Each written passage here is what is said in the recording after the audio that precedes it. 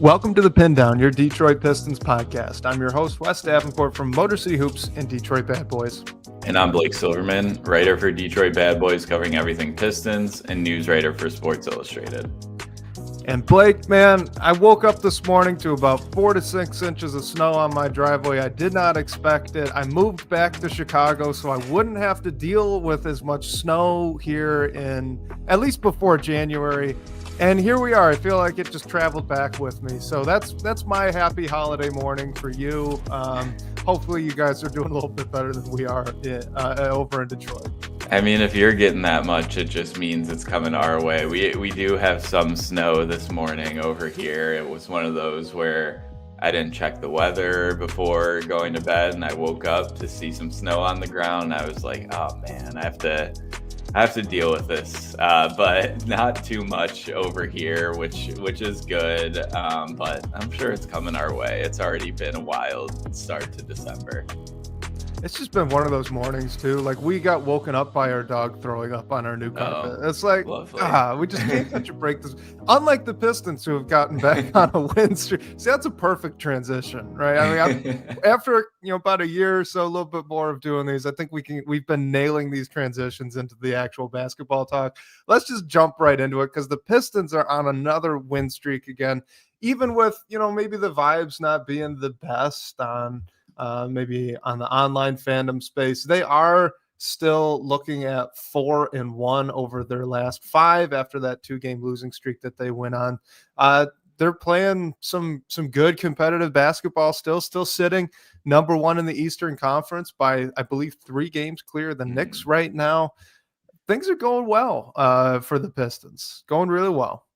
Yeah, and obviously we'll talk about it in a bit, but they dropped that Bucks game on the road Wednesday, which was a tough fourth quarter. Giannis goes down early, definitely a game you want to win, but they come back and they have a home back-to-back, which was tough. They survived against the Blazers amid crazy night from Denny Avdia, who is getting to the foul line like no other. And someone on this podcast has been a really big fan of Denny Avdia for many years now, and I can't say that person wasn't really enjoying that Blazers game, especially given the Pistons won. That came at no cost. I just got to enjoy the show. Yeah, well, it's funny when you look at the Blazers where the Pistons had a very balanced night offensively against the Blazers, which helped them in the end. The Blazers did not have a balanced offensive night. It was pretty much all Denny Avdia, Jeremy Grant, and Shaedon Sharpe.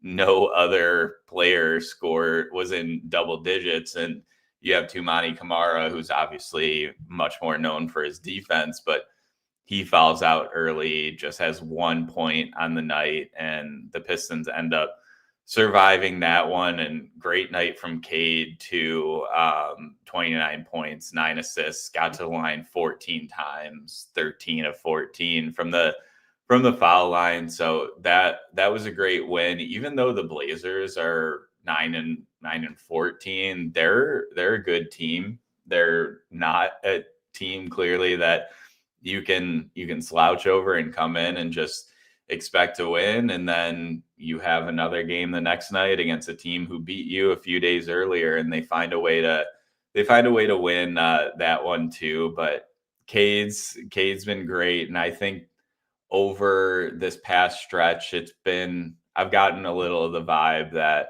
maybe everyone feels that things are coming down to earth a bit after the long winning streak, but they're still finding ways to win games. And I think it's thanks to a few different players who sort of switch having their night on different nights. Against the Blazers, we saw Jaden Ivey struggle. Ron Holland had a great game, 17 points for him, made three of his 6 3-point attempts. And then against the Bucks the next night, it sort of switches a little bit. Like Ron Holland was 0 for 8 from the field, and then Jaden Ivey goes ahead and makes 3 huge threes that really helped open up the game for the Pistons. So I've been enjoying just how how balanced the team is, and different guys are taking their turn to have their night and find ways to win these games and against teams that they should beat, which is what good teams do. And the Pistons have been doing that for the most part lately. I think the two guys you brought up there, well, you brought up three, and we are going to hit on all three of them, but the two that I really thought stood out as incredibly impactful, on the one hand, Duncan Robinson, and that kind of goes without saying at this point, right? When the Bucks get that big comeback victory in Milwaukee over the Pistons, how do they do it? They force the Pistons to slow down their offense with that zone. Pistons didn't have the shooters that could counter it, and everything got all gunked up, right? Well, Duncan Robinson comes back the next game against the Blazers, and what does he do? Well, just a cool 4 for 6 from three. The Blazers tried. They went zone a few times. The Bucks did last night as well. We're recording here on a Sunday morning. The Bucks went zone quite a bit last night as well against the Pistons, and it just didn't work as well. You know why? They had a shooter now, right? So a zone's really tough to beat if you only have one off-ball shooter out on the floor. The Pistons now have two, right? When Duncan Robinson's healthy, they have two. You've got Tobias Harris out there. He can usually hit an open three if you give it to him. And then Duncan Robinson, you got to keep your attention on. So that has been a game changer. I think you have to start giving Duncan his flowers. I mean, for whatever he is defensively and the struggles he's had on that side of the ball, he is vital to this team's success right now.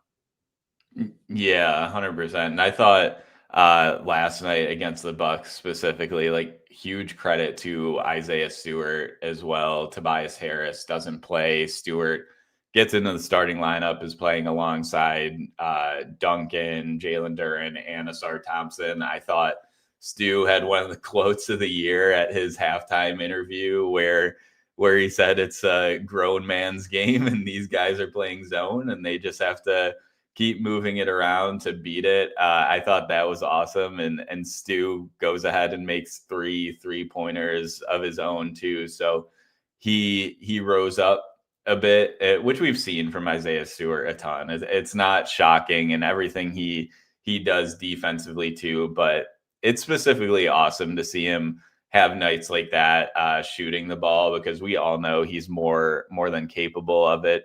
And especially against the Bucks in a game where Duncan Robinson goes 1 for 6 from three, it's huge to have Isaiah Stewart do what he did.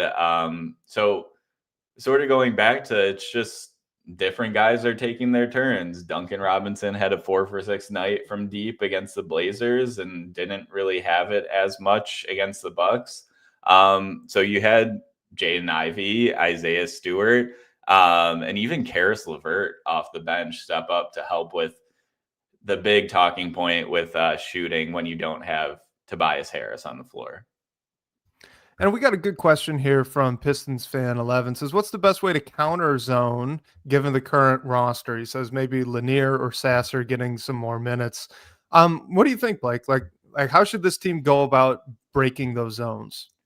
Yeah, I mean, I think I'll go back to what Isaiah Stewart was saying, and just constantly moving the ball. And like you said, Wes, if you have additional shooters on the floor that can only help you, I think why teams are trying this against the Pistons, and why for a bit when they're getting the zone thrown at them, it feels a little like, has the rest of the league figured out how to defend the Pistons? I think it worked at times because the shots haven't been there, or maybe you only have one shooter on the floor and the spacing was an issue. But I think if they do just make it a huge point to make the extra pass, keep the ball moving, we know Cade is going to keep doing what he does to keep the offense going. But if you have Duren and Asar out there who neither of them took a 3-point attempt, and you don't want either of them to take a 3-point attempt, you have to have at least 2 other shooters out there around Cade to help them get around that defense. So I think the Pistons they almost have a little bit of a target on their back too. And they just need to find ways to figure that out. I think it worked well against the Bucks last night, against the Blazers too. But JB just has to make sure to keep spacing out there alongside Cade, especially when you have a roster where two big pieces of it are non-shooters. Yeah, and what I was going to add too, Sharon Dalton just brought it up here in our live chat, but get Cade in the middle, right? So against the zone, you want your best playmaker, specifically against a 2-3. This shifts a little bit if they're going to do maybe an expanded 1-3-1, but you don't see that too much. The Blazers went kind of a hybrid 3-2-2-3 extended, and the Bucks were a pretty basic 2-3, right? The way you beat the zone is you get your best playmaker right on the free throw line, and you start attacking downhill, because if you get the ball at the free throw line, you got two defenders behind you, you're looking at 3, and you can have a 4-on-3. The trick is, though, like we said, you got to make shots, right? So the thing with the zone is it's actually pretty easy to get good looks. You got to make them, though. That's the thing. So the reason the Pistons have been seeing so much zone, I think, is because of two things. One, like you said, the floor spacing is a little bit of a concern that congests the floor and makes you less worried about having someone go, off as a shooter, at least outside of Duncan Robinson. With the zone, you pack the paint, which is where the Pistons do a ton of their scoring, and the Pistons do a ton of pick and roll ball handling reps with Cade and Duren, and it's really tough to operate a pick and roll against the zone. So you have to beat them with ball movement. You have to beat them with shooting. And you really only need 3 or 4 possessions in a row, right, where you can just break it. It's kind of like a press in the NBA. If you break the zone 3 or 4 times straight, you pull the team out of it. You just need to prove to them that you can beat it. Because, again, zones are pretty easy to get open shots with. You just have to make them when you get them. And you see that, right? The Pistons have had some really nice zone breaking reps. When against the Bucks, when they were making more of their shots, you had Asar Thompson, Javonte Green cutting into open space and getting just the easiest of dunks you've seen on an NBA court in probably all season. All right. That's the thing. That's the reason the Bucks had to pull out of it. The Pistons did that 2 or 3 times and they went, oh crap. Okay, well, we can't do this anymore. You just have to have the shooters to force them to spread out a little bit, which opens up the cutting lanes, which makes Cade that much better. A playmaker, more of a threat there in the middle, makes the low man who's at the front of the rim even a little bit more concerned, right? Do I need to be watching my peripherals for a cutter coming at me? Do I need to step up to Cade? He has the ball as the shooter. You think I would, but now that second of indecisiveness gets Cade a little free throw line jumper. It's actually pretty easy. I don't think this is some kryptonite for Detroit. They just need to be healthy, right? Like you saw it against the Bucks. They have enough shooters other than Duncan Robinson, where if Robinson's on the court, even if he's having an off night, he's going to be guarded like he's hot. So if other guys start making shots, if you have Stewart do what he did against the Bucks, going where are you? 3 for 5. If you have Jaden Ivey 3 for 3, Karis LeVert 3 for 5, Javonte Green 2 for 4. Like, yeah, you're gonna pull the Bucks out of that zone real quick. So as long as they can keep doing that, as long as other guys can make the open shots when they get them, I think that this is gonna look pretty good. It shouldn't be too much of an issue. Yeah, and I think it's one where, I mean, all the talk we've had about Ron Holland and his shot coming along, if obviously he didn't have a great night offensively against Milwaukee, but the night before he went ahead and made 3 threes, and it's certainly been up and down. Like, he's had his fair share of off nights, his nights where he's looked better, but if that shot continues and Ron gets more minutes, I think he can be a big addition to just help in like breaking that zone defense. Because I mean, what if we saw Paul Reed get action against the Bucks? Like, what if we see JB want to bring Stewart off the bench if Tobias is missing an extended period of time, and you see Ron Holland in the starting lineup? Okay, so Ron has to shoot in that instance. I don't think we've fully seen that consistency from him, but we've seen that it's there. So if he just continues to grow as a shooter and can serve as that secondary, almost floor spacing threat, in addition to Duncan Robinson or Karis LeVert or Ivy or whoever's on the floor aside Cade, I think that would be a big help too, and would help JB sort of make his life a bit easier, as you do see injuries pop up. Luckily, Paul Reed has always been good in his minutes, so I don't think it's a huge concern. Like, you don't want to not play Paul Reed, but it is an option if you want to keep things more or less the same if you do have a player like Tobias Harris that isn't available. All right, a couple of quick ones, and then we'll move on from the zone talk. Cam52113 says, does anyone know why we don't have another game till Friday?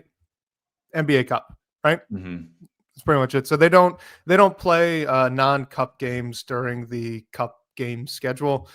So I believe the Pistons are just waiting for that to end, and then they have kind of a condensed. They get an extra game thrown in there later on. Is that correct? Yeah, and I think the Pistons got a little, I mean, obviously they're not playing today as we're recording on a Sunday because they are coming off a back-to-back. And then Monday, Tuesday, Wednesday is all cup games. So if the Pistons did beat Orlando and made it to the knockout round of the cup, then we would have saw them this week. But obviously the NBA wants to put all focus on this event that they're putting so much effort and time and money into. And then we'll see the Pistons back on Friday, and they do get that extra game at some point. Honestly, we were talking about this before we recorded. We're not sure when it's happening, but yeah, a little bit of a breather I think is good, especially when you have Tobias Harris go down with an ankle sprain, so it gives him more time to get back to. Yeah. All right. So Michael Dompier says Asar seems to be attacking more instead of shooting when left wide open. Is that helping? Robbie says felt like Asar played more up top with the ball offensively in this game. To both of those, absolutely yes. That's been fantastic.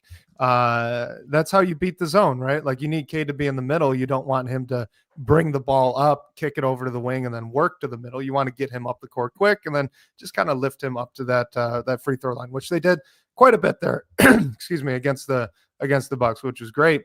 And then Sharon says, oh wait, no, this was Mimsy313, says that the middle of the floor looked open most of the time. Why didn't they spam the middle more? So I wanted to close on this because this was my takeaway, really. I thought that against the Bucks the first time, it was really frustrating because they were being so stubborn offensively. They were still trying to get that double screen, that double pick play to get Cade an inside lane against the two top defenders on that Bucks zone. And it just was not working. Cade wasn't able to split the space. They were having the low man step up and rotate way down because he didn't have a shooter in the corner. Like, it was just messy. All right. And they kept going to it instead of trying to adjust. Well, against the Blazers, they didn't do that. They had Cade play in the middle a lot more. They had Asar start to attack a little bit more. Against the Bucks, they did the same thing, right? They played out of the middle. They did a little bit more ball movement style offense instead of just a bunch of ISO pick and roll stuff, what they were trying to do the first time against the Bucks. So, like, could they have done it more? Sure. It was still effective enough where the Bucks had to get out of it later on into the game, and that's pretty much all that you're looking for. So, yeah, against the Bucks the first time, right there with you, though. Let's talk a little bit about Ron Holland, though, and we can use this to talk about that second Bucks game in a little bit more depth too. We got to give Isaiah Stewart his flowers. Cade had a great night, but I thought even though Ron struggled from the floor against the Bucks, he has been really good these past, I don't know, 3 or 4 games. It feels like he was in that slump. It seemed like he just kind of couldn't pull himself out of the tailspin. And then all of a sudden he did. He had a couple of big scoring nights. And then you have even this game against the Bucks where, sure, he wasn't making his shots, but he was really impactful defensively, which we had started to see slip just a little bit as he was in the midst of that slump there for, I don't know, the back end of November. So this was really nice to see out around this past week. Yeah, 100%. And I was thinking the same, even though he wasn't effective really at all from the floor against the Bucks. He got to the line a few times and he was super impactful as a defender. I mean, I don't think his minutes were a negative at all, and he should have been benched by any means for what he was giving you offensively because he was so good defensively and coming off a great game where he had 17 points, made 3 threes, and then a couple games earlier. I mean, similar story is his 2 games against the Bucks this week. He struggled from the field, but before that, in that close win against the Hawks, he has another 17-point night, 6 for 8 from the field. Only took 2 threes, but made one of them, and he was good against the Heat too. And even some more minutes. He played 23 minutes that game. So I think he's had a really good stretch, and I think it's just about finding that consistency offensively for him, which will take time. And what really makes me optimistic is I don't think he's the type of guy. We've seen it both from the person he is and how he plays. He's not going to shy away from the opportunities that he gets. He seems like the player, even though coming into the draft, a big talk was the turnovers and decision making and everything. He feels to me like the type of player that is always going to make the right basketball play. And obviously he's only in year 2, so there's a little bit of learning to do there as well. But I think if he gets an open look, even if he's having an off night, he's still going to take it, which I want to see him do. And if he continues to do that and finds a little bit more consistency, maybe he grows into the leaps into the starting lineup, and you see even more minutes from him, which I think we're all hoping for. I've just loved the decisiveness out of him. You know, it felt like he opened the season on a tear, right? And we were all talking, well, you know, if he keeps up with this, maybe you're thinking about putting him in the starting lineup. And, you know, some of that talk has subsided, and that's truthfully, it's due to his play, right? So he's just not been up to that standard until this past week or so of games. He's gotten himself back to the way that he started the year. So I think he's done that through, one, his defensive effort ticked up.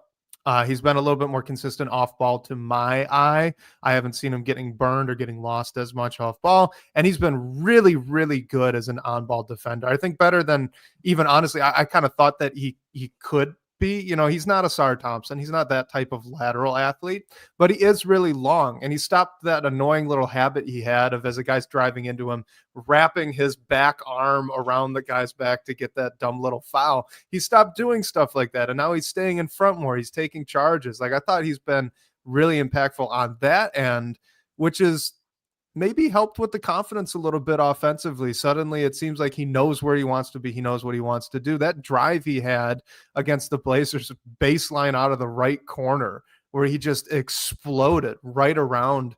I don't even remember who he beat, but he was a blur. It was one dribble to the rim, up, finish.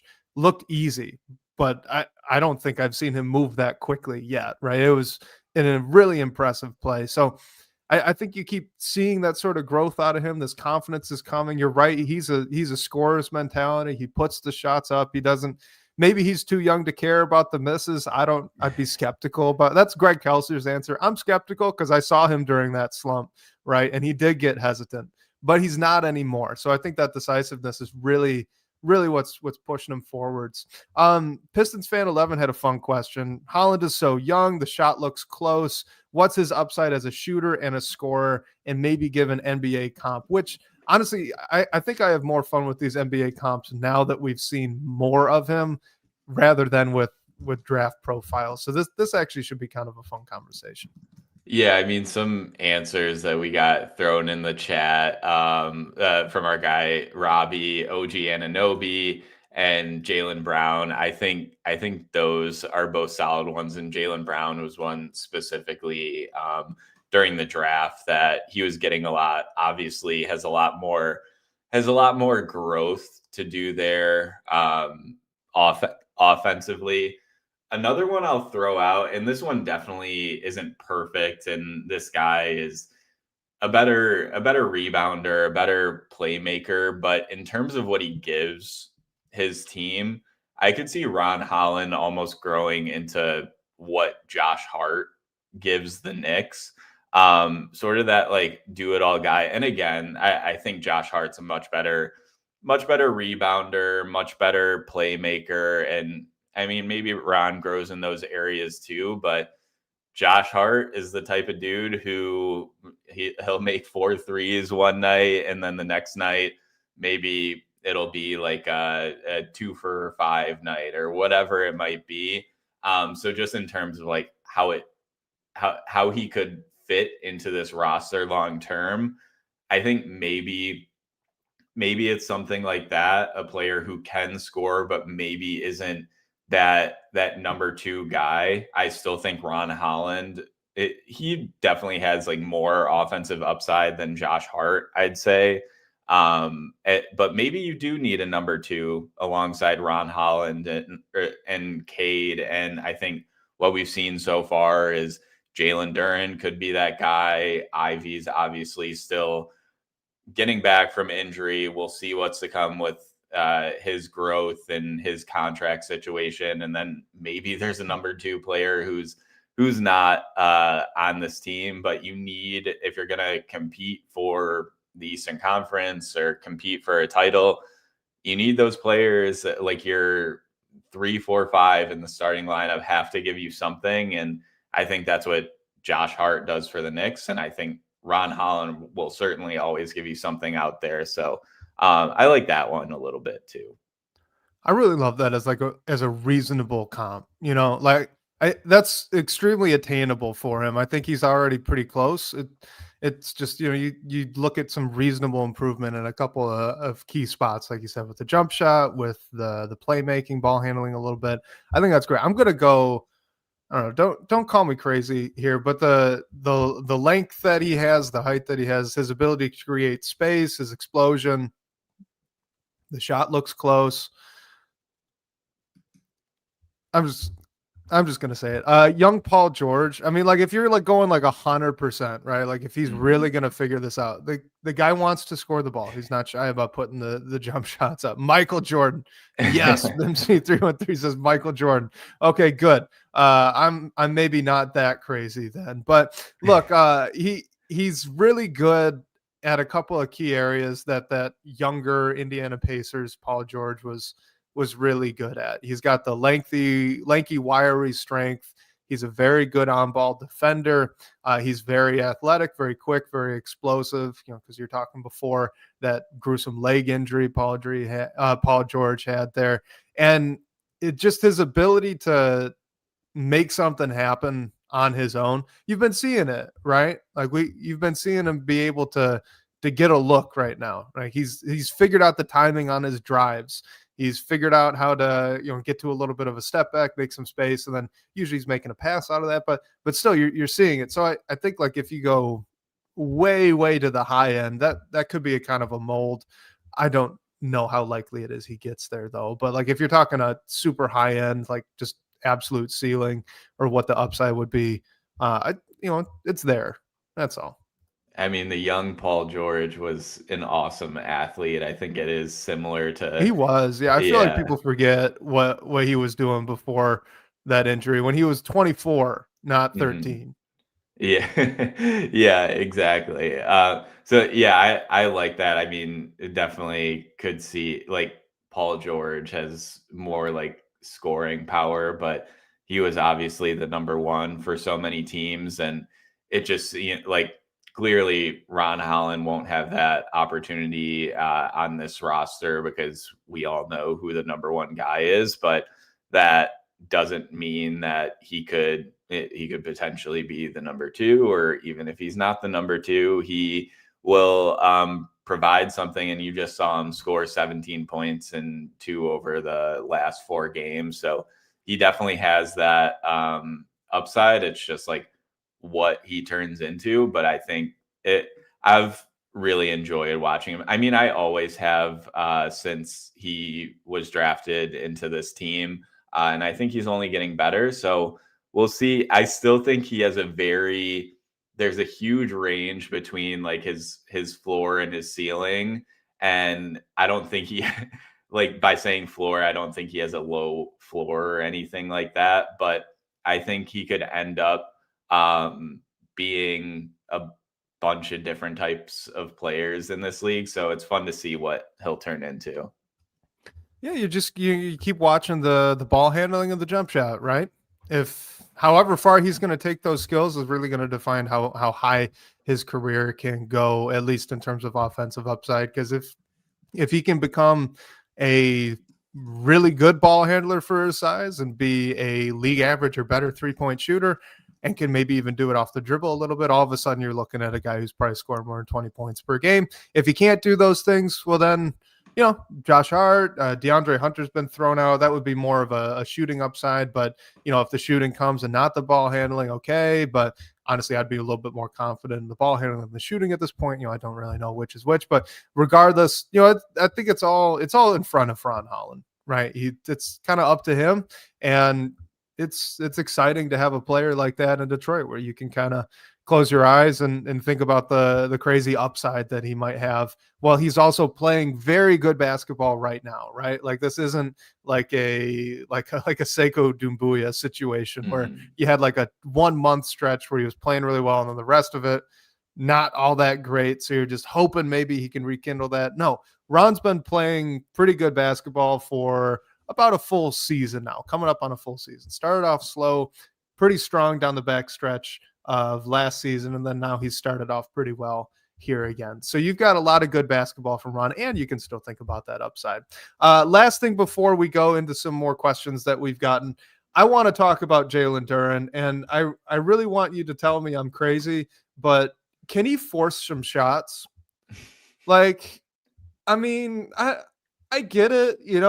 Maybe we want to keep that field goal percentage up close to 65 or 70. And that's wonderful. But like, man, he had 8 shots against the Bucks. Yes, he made 6 of them. He had 11 shots against the Blazers. Like he's got to get up to 13 to 15 shots a night to me. He has to be more. He has to be doing more. He is. You want to talk about maybe a second scorer, second star on this team?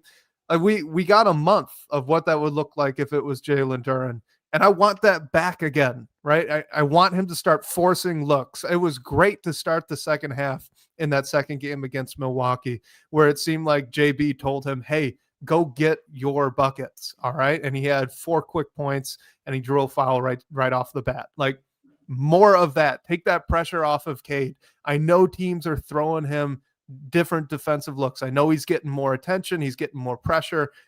That's great. Work through it. Start forcing him. Put him up. I don't care anymore. Just put him up. Yeah, I totally agree with you. And just for comparison's sake, so his 33-point game against Dallas and Mexico City, he had 16 field goal attempts, made 13 of them. His other 30-point game following that, he had 14, and then when he scored 31 against the Pacers, he had 13 attempts. So I think, like you said, somewhere in that 12 to 15 range, ideally 13 to 15 is where you want him to be. I think 16 and above is going to be the absolute max. Like, this guy is cooking. Just give him the ball and see what he does with it. But I think on any given night, his floor should almost be getting 12 shots up. That's what he did against the Hawks this week, and he had 21 points. It was his first 20-point game since in almost 2 weeks. So I think you want to see him be in that range somewhere, like, let's say on average somewhere between 12 to 14, but ideally it's 13 to 15, because I think he's still playing like an all-star. I mean, it's to be seen whether he gets one of those reserve spots. I think if the Pistons stay where they are in the standings, it'll be hard to look away from that if he continues doing what he's doing as well. But yeah, we all know the benefit in what he brings is a lob threat, a great pick and roll partner for Cade, and a big who can really get his own offensively. So I think you do want to see more in terms of volume, because the volume he's gotten has looked good. Like, he hasn't had an off night from the floor in a while, really since that Boston loss. So Yeah, definitely want to see him get up more shots. I mean, it's nice to see that at least the low volume against the Bucks last night did come in a win, and he still had 16 points and 16 rebounds. And also in those games where he really like went off from for 30 points, he was getting to the line a little bit more, and he's been doing that a lot. But it's been a little more infrequent over the past few weeks, and I think really that's because teams are defending him a different way and maybe not trying him as much at the rim. But we've seen his growth as a free throw shooter, and those nights where he's really exploded offensively, he's got to the line pretty much 8 times at a minimum. So if you get more shots up, you're gonna go to the line more. So just want to see that. I don't know what has to be changed to make that happen. If it's something as simple as JB just telling him to be more aggressive, and I think it might be a little with the playmaking ability that Duren has as a big. Like, he's trying to make the right play too, but he's definitely played his way into, okay, maybe you can be a bit more passive toward your teammates and go and get your own. So hopefully we just see that a little bit more in the coming weeks. And look, he's not surprising anybody anymore, right? Like early on in the season, you did see he'd get the ball at the top of the key and like the defender's looking around and he just drives right around him, gets a really easy look. That stuff is gone. So we can recognize that. It's not, Pistons fan 11 says the zone impacting Jalen Duren. Maybe a little, right? But it's not the reason. The Pistons aren't seeing zone all night. It's like, I think they flashed up the stat against the second game, I believe it was against the Bucks, is they've been facing zone over the past week, like a quarter of the time, just about. So they're still facing a lot of man-to-man. This isn't they're playing against Syracuse here, right? Like they are still seeing a lot of man. I think it's, on the one hand, he's getting a lot more attention. He's not surprising anybody anymore. When he starts to put the ball on the floor, he has smaller guards ripping at it, right, taking swipes at it, especially under the hoop. That's caused some turnovers. But here's the thing, right? I wanted to, you already brought up one of the things I was going to bring up. One's the free throws, right? The other is just percentages. And I'd like to play both, because I think we can kind of, this isn't quite moneyballing it, but a little bit. All right. Jalen Duren, if he takes 15 shots per game and only makes 9 of them, and I understand that's not how averages work, but that'd be 60%. That'd be a career low field goal percentage for Jalen Duren. That'd be a career low, 9 out of 15. And if you figure that you've got a big who's nimble, really athletic, can create maybe 5 of those looks on his own a night, 4 or 5 of them a night, where he's getting downhill, getting reached, right? Having fouls drawn. Or, well, I should say, how could you not foul the guy that's 6'10", 265 or whatever he's listed at? Like, you're not only going to get 9 out of 15, you're also going to get him to the free throw line where, hey, he's a 70+% free throw shooter. So now you tack on another, let's say that's 18 points. Maybe he's making, I don't know, 3 out of 5 free throw attempts a night. And that's already less than what he's doing now. Right now, he's 5 out of almost 7. So like you've got a 20 points a night scorer right there. Like it's so close. I wish he would start to force the issue a little bit. That's all that I'm saying. And Mimsy 313 brings up that he's a really good passer. Absolutely. I think that comes with this, right? Like if you start to prove now, so he's proven that he needs to be addressed and teams are addressing him. If he can prove that he can beat that, now you need to send more help, which now opens up more passing lanes, right? And you see how this can all stack together. He's really close. Like, let's go back to November again. I'll just read off what he did in that month. It was 21.5 points, 12.5 rebounds, and 2.3 assists in under 32 minutes a night. Force some shots, man. I don't care if it's not a good look. Put them up right now. Let's get those shots up and yeah, I think it's going to open up quite a bit for the rest of the offense as well, Cade included. Yeah, definitely. And I mean, I think what we're trying to figure out for the rest of the year is Jalen Duren that second star next to Cade. I think what we've seen so far, he certainly can be. And I think he's just going through a little bit of an adjustment period after playing so well and getting different defenses thrown at him. And it says a lot that he's still been really good through this adjustment period, maybe not getting as much volume as we want him to see, but otherwise he's still been super impactful.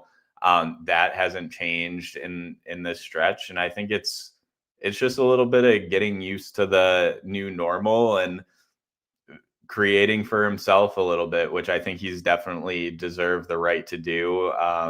Maybe taking a few extra attempts at the rim as opposed to kicking it out. We know he can do both. It's nice to have all those tools in the toolbox, but Jalen Duren definitely deserves more shots. So hopefully we see him take some in the coming games. Yeah, that's kind of where I'm at too. So like you said, can he be the second star, right?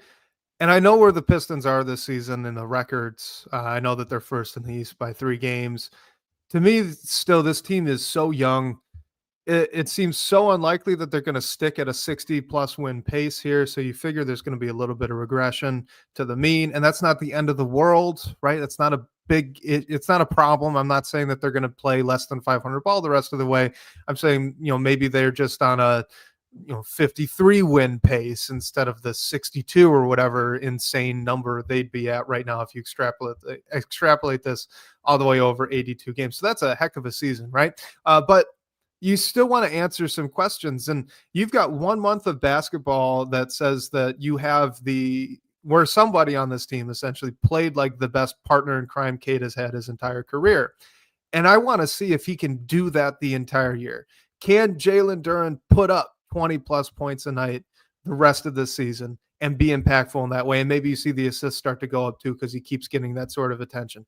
Can he do it in the playoffs, right? Because this is a playoff team. So can he be that impactful in the playoffs where you've got this non-traditional kind of setup where it's actually your point guard and your center that are your big time shot makers and creators, and you've got a bunch of players around that seem to make it work with your Duncan Robinson, your Tobias Harris, or Isaiah Stewart, right? Player Jaden Ivey right now, players that can make some shots and do some things in their own right, but really the focal points are your 1 and your 5, and not just in the pick and roll. That's unusual, right?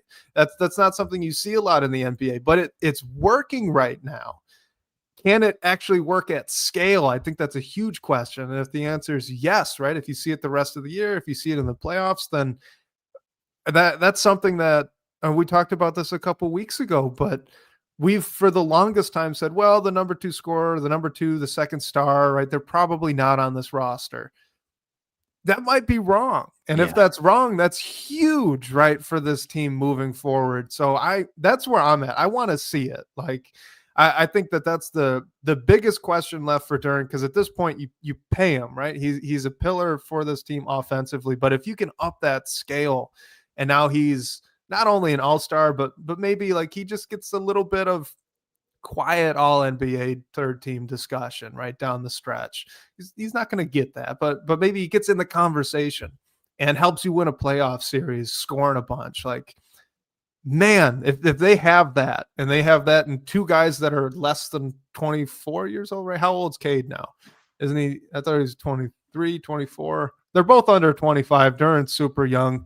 Point is, you could lock that up and you can have that for a long time, right? You can have that for a long time. And that's great when you're looking at Ron Holland with all this potential. You're still looking at Asar Thompson and what he can do defensively. It just opens up so much for this team. So that's the question I want to answer down the stretch. Last 2 that I'll kind of bake into one, and then we'll get to some of our pre-submitted questions. Sharon Dalton says, question, does the play of Isaiah Stewart and Jalen Duren remind you of Rasheed Wallace and Ben Wallace? And related, Michael Davenport says, question for maybe near the end, thoughts on replacing Tobias Harris in the starting lineup with Isaiah Stewart? So about Sheed and Ben, my question to you is who is who? You think Right. That's what I was thinking too. Because like Stu is Ben? Duran's not Ben. Yeah, right.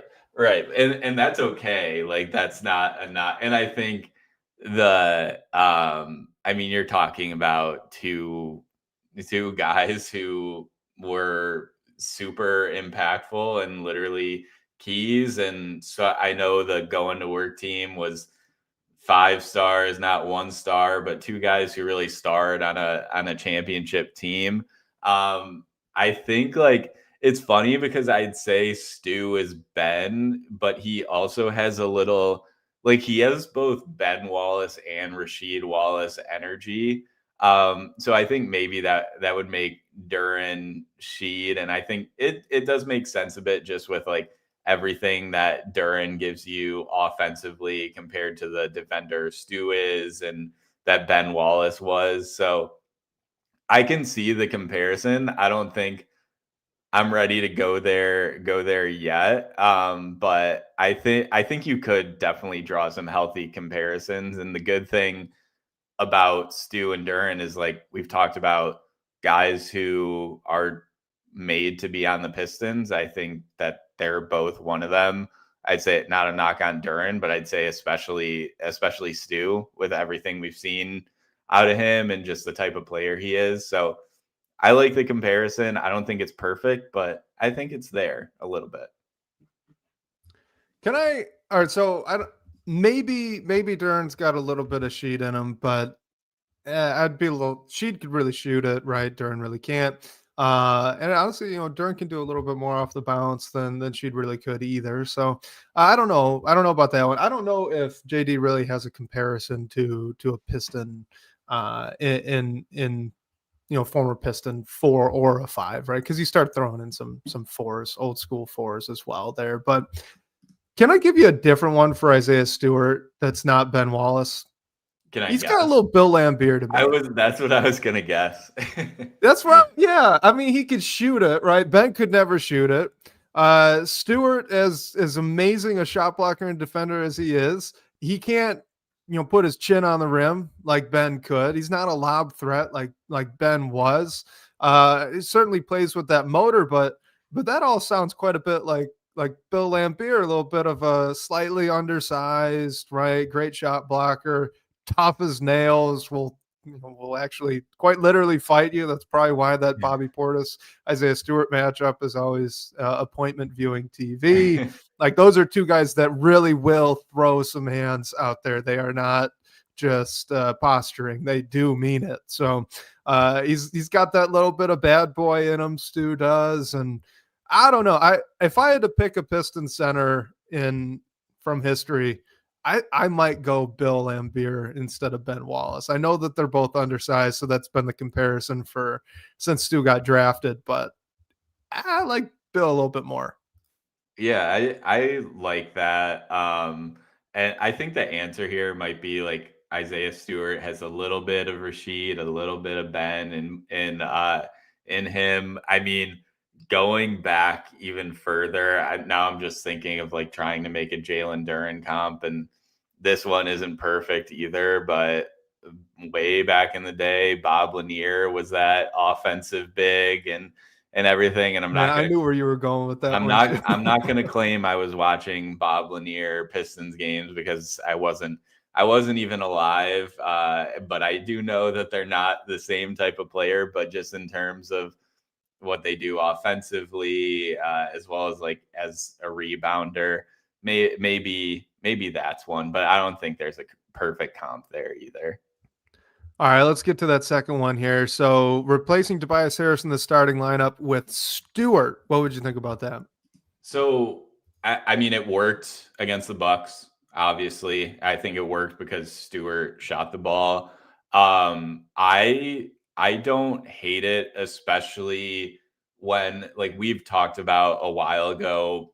What will the Pistons bring Tobias Harris back when his contract is up? If he doesn't get traded, even if he does get traded, if he plays for another team and they're not interested in bringing him back, he wants to come back to the Pistons. Maybe he does come back on I don't know if next year he's necessarily going to be on a veteran minimum deal, but somewhere close to that, and develops into that bench veteran that we know he's still capable, but also he already is, but he will continue to bring a lot to the locker room, similar to some guys that we've seen stick around with teams well past their prime years and everything. I think Tobias could end up playing his career out like that in Detroit. We know he likes to be here.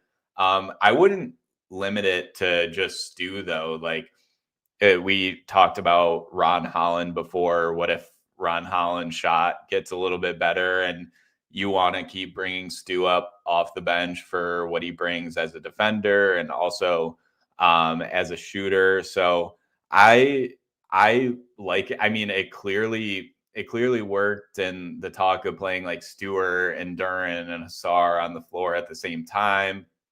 And what does that mean for your backup big when you have Duren and Stu out there together? Paul Reed's the answer right now, but maybe he won't always be. So I think you could even add Ron Holland into the conversation with his growth, or maybe there's a similar player like that. I think the only other option, if you put Tobias on the bench, does Jaden Ivey go back into the starting lineup? But that makes you a lot smaller, and Ivey, of course, has to shoot it as well. And then you have Asar and Duren. Like I don't know if Asar, it makes the defense a lot more tricky if Ivey's in the starting lineup. So I think long term, I don't think Tobias will be replaced immediately, because we still see when he's available, he's impactful. He's able to give this team good buckets. But in the long term, he's probably not always going to be a starter if he sticks around. And I think there are a number of different ways that you can slice it. But if Tobias does miss extended time right now, I'd say just keep Isaiah Stewart in the starting lineup after how it worked against Milwaukee and see what happens. I mean, if the shots aren't falling, then you can make a change from there. But I liked what I saw against the Bucks. Yeah, so I'm with Robbie here in the chat. It says he doesn't think it's a hot take anymore to say Stewart deserves the starting power forward spot. That's where I'm at. Isaiah Stewart, as long as he's shooting threes, he's a better 3-point shooter than Tobias Harris.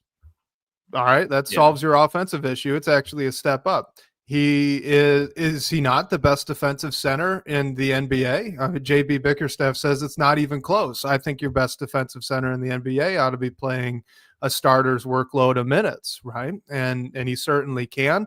Offensively, it works actually pretty great now that Jalen Duren is going to have the ball in his hands as much as he's been having it. So that's perfect. He creates space for Duren, right? And for Cade. That's exactly what you want to see. So with him and Duncan Robinson out in the starting lineup, at least in the regular season, not too worried about Asar Thompson. Boom, you've solved that one offensively.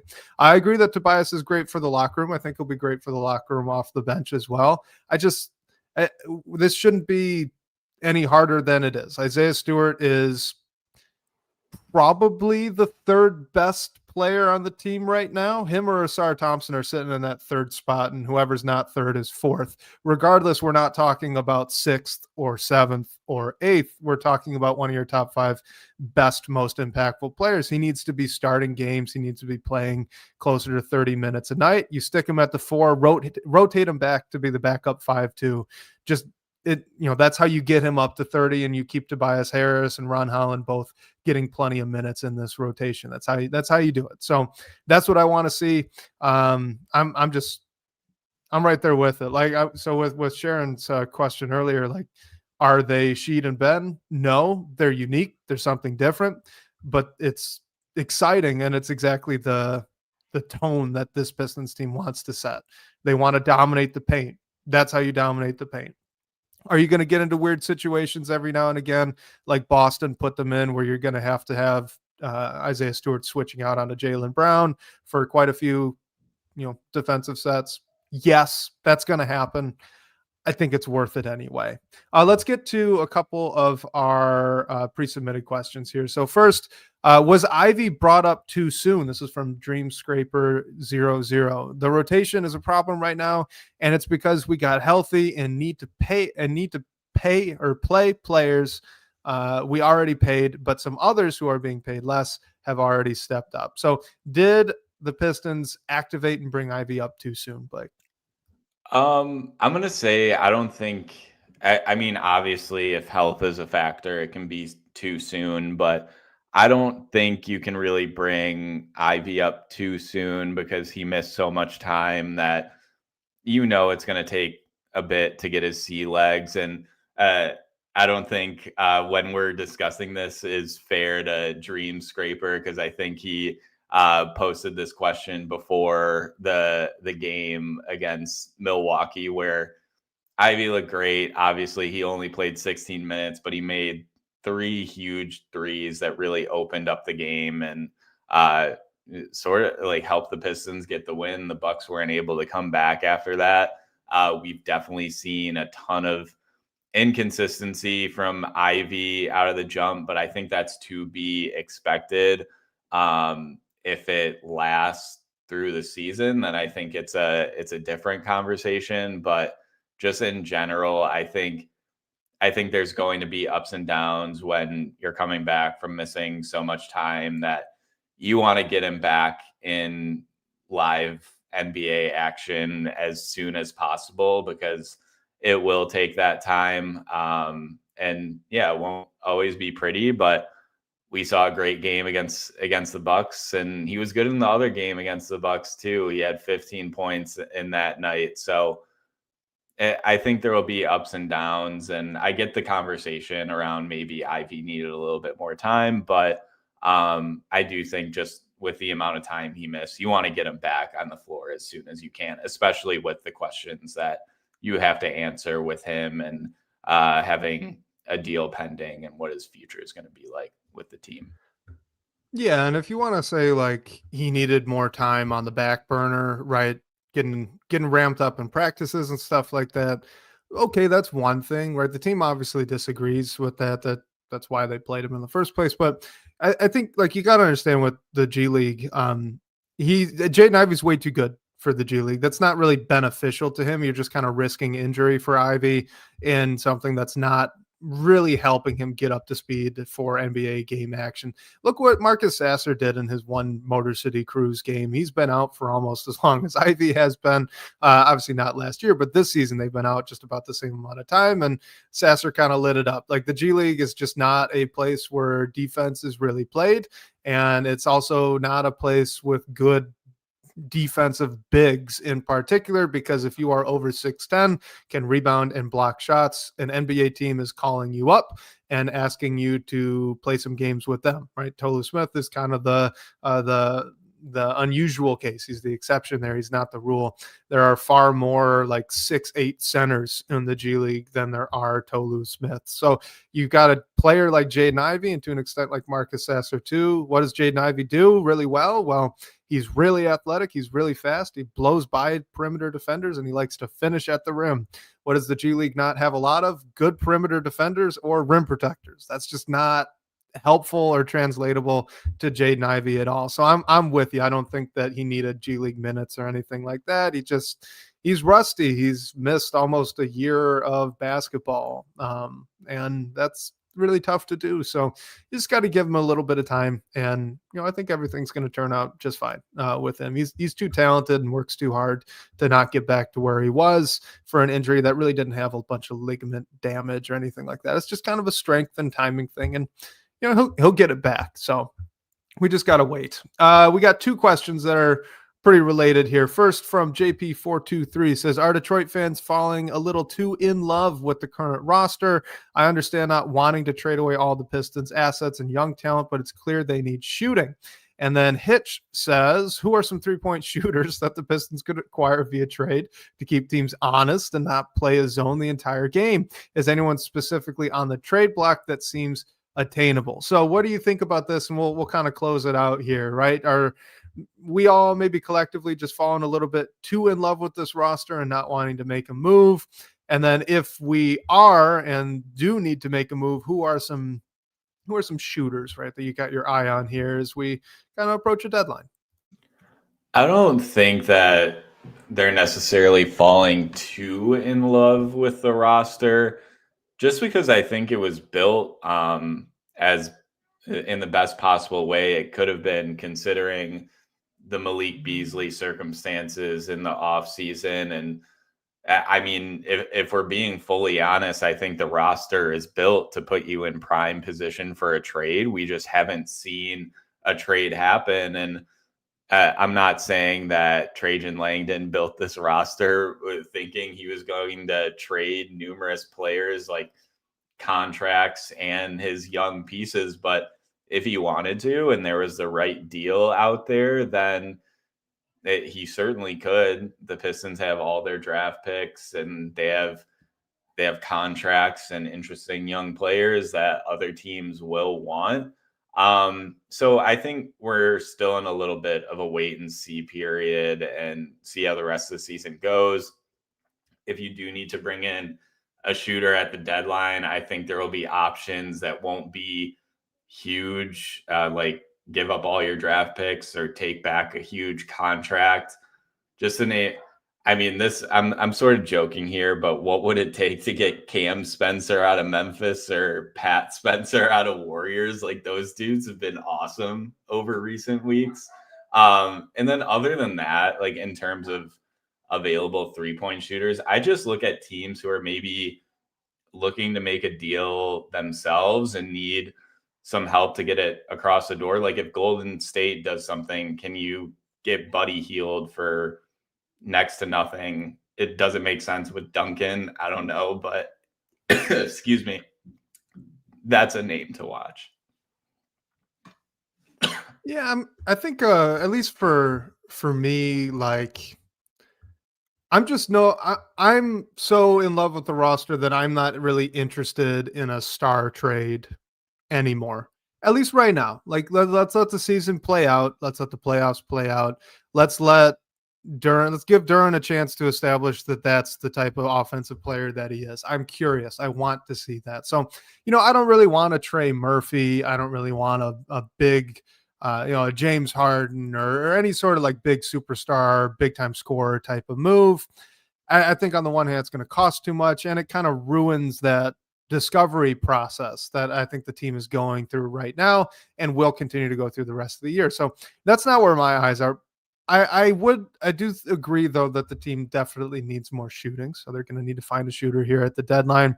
Really the only two, at least this early on, that I really have my eye on would be first, Herb Jones. I know his shot's a little bit down this year, but he's been a good shooter in the past. And if you could add Herb Jones to this roster and just like 1-for-1 swap that starting lineup position with Duncan Robinson, the defense would be insane for that starting lineup with Jones and Asar and hey, maybe Isaiah Stewart too. That is 3 all NBA defense caliber guys surrounding on the perimeter and in the back end. Cade Cunningham, who's a pretty good defender for the type of scorer that he is, and a more offensive minded center. I don't think you could get a much better setup structurally than that. That said, Herb Jones is expensive.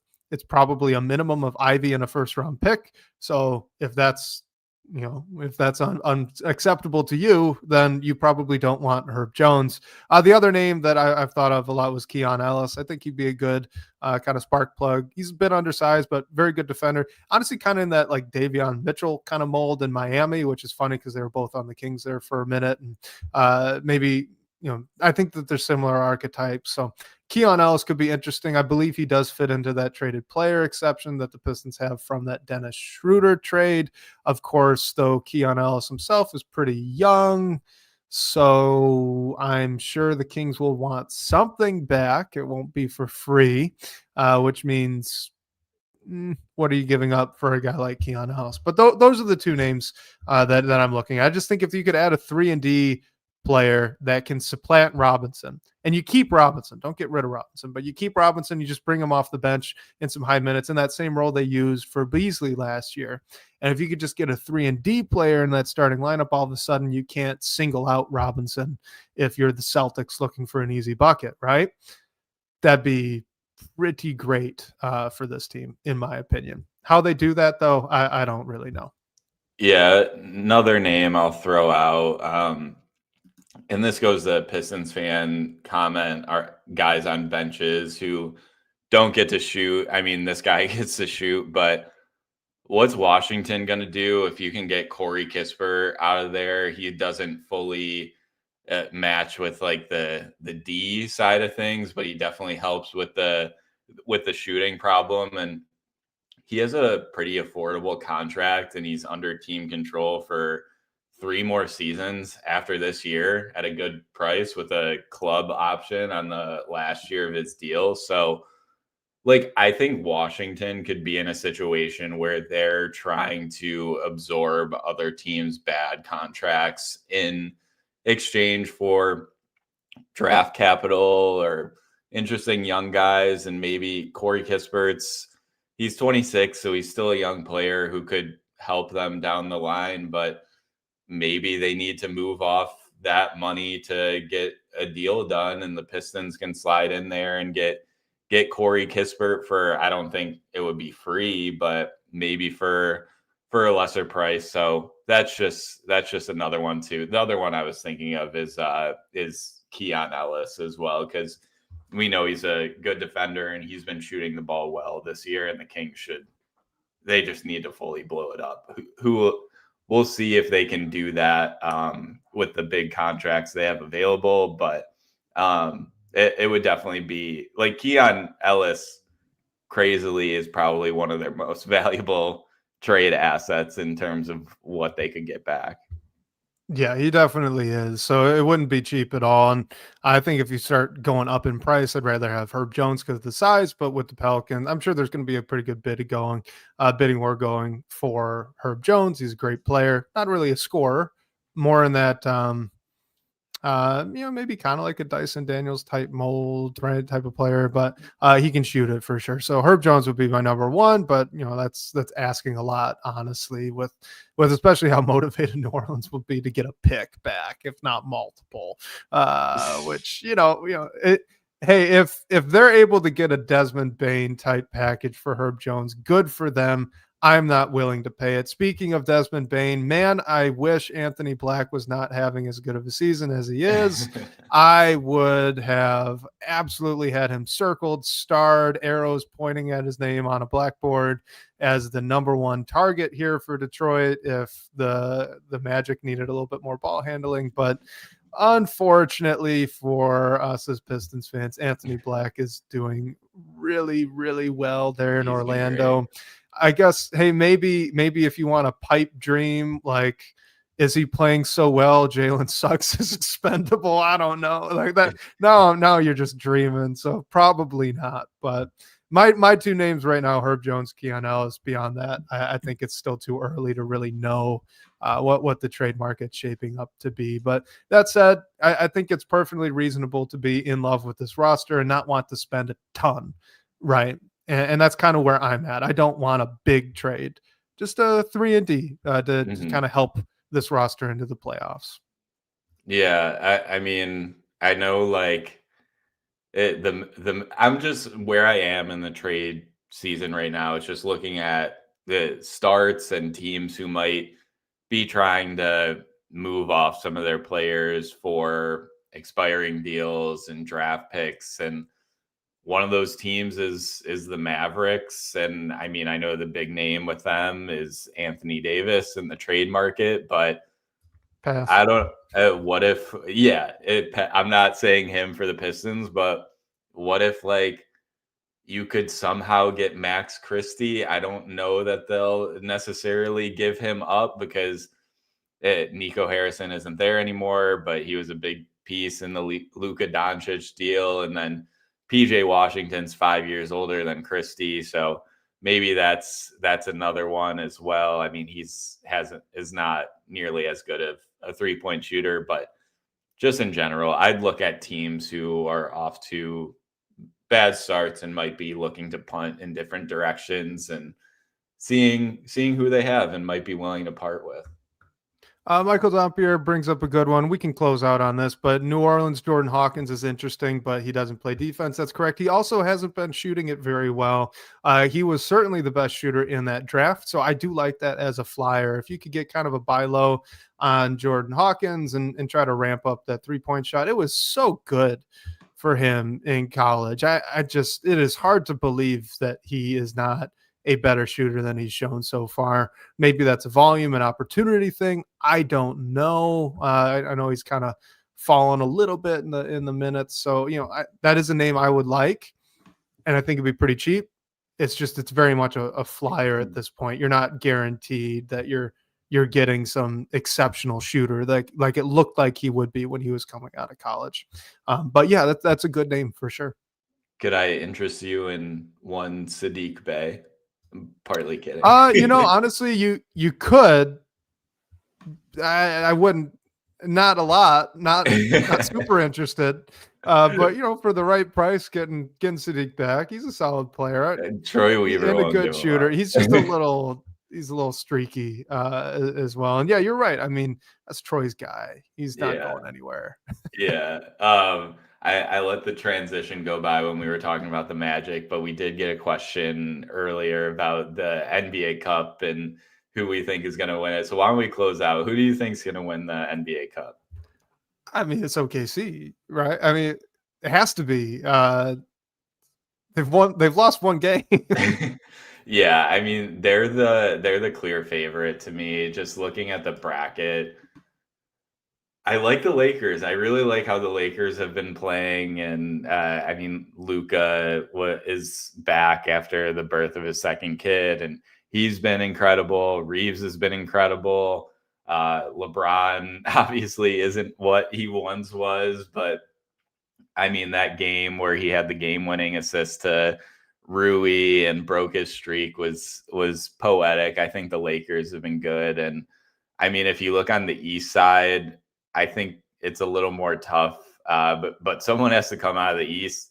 Maybe the Knicks get it done. But I don't know. I think if I had to pick anyone other than the Thunder, I would pick the Lakers. And dare I say that they have NBA Cup championship experience, if that's a thing already. They do. Luka Doncic doesn't, but they got the banner to prove it. Yeah, 100%. So dark horse Raptors. Yeah, I would like them too. They just haven't been playing good as of recent, but they've not. But I think if you're looking at the East side, and if someone from the East is going to win it, they've got to have the size and length to really match up with OKC. That's pretty much just Orlando or Toronto, and Orlando's not a fun pick. We all know they're very good. Yeah. Well, we'll see. We can enjoy those games while the Pistons aren't playing this week, and unfortunately, the Pistons are not playing in one of those games. So they'll get to it at some point, though. I'm confident they'll get their NBA Cup demons away if that's a true thing. But shout out to everyone for joining us. Reminder: you can call our phone line to ask a question and hear your voice on the show. The number for that is 313-355-2717. And special thanks to Sean Corp, the managing editor of Detroit Bad Boys, for supporting this show. And shout out to you guys for all the great questions and talking points. We'll catch you next week, whether on your commute or live with us on YouTube. We can't wait to talk more Detroit basketball with you all.